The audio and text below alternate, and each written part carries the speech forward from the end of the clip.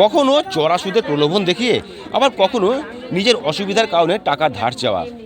শুধু এখানেই শেষ নয়, স্বনির্ভর গোষ্ঠীর কাছ থেকে টাকা নিয়ে প্রায় 25 থেকে 30 লক্ষ টাকা নিয়ে উধাও নৈহাটি ইন্দিরানগর কলোনি এলাকার বাসিন্দা পলি দাস দত্ত এবং তার স্বামী রাজু দত্ত।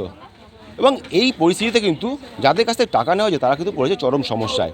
এই বিষয়ে তারা নৈহাটি থানার দ্বারস্থ হয়েছে। নৈহাটি থানা পুলিশ ইতিমধ্যেই ঘটনা তদন্ত শুরু করেছে।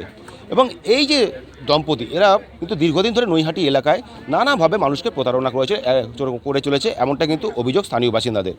এবং আরও একটি ঘটনা সামনে এসেছে যে এই পলি দাস দত্ত তার যে এই যে শ্বশুর বাড়ি, তারও কিন্তু বাড়ির কিছুটা অংশ বিক্রি করে দিয়ে সেই টাকা আত্মসাৎ করে চম্পট দিয়েছে। কোথায় গেছে তারা, তা নিয়ে ইতিমধ্যেই নৈহাটি থানা পুলিশ খোঁজ চালাচ্ছে ওই দম্পতি, এবং তাদের কাছ থেকে উদ্ধার করে তাদের সমস্ত টাকা তাদের নেওয়া উচিত এবং তাদের কঠোর শাস্তি দেওয়া উচিত, এমনটাই কিন্তু দাবি স্থানীয় বাসিন্দাদের। এখন নৈহাটি থানা পুলিশ এই ঘটনা তদন্তে নেমে এই প্রতারক যে দম্পতি তাদেরকে শাস্তি দিতে পারে কিনা সেটা এখন দেখার।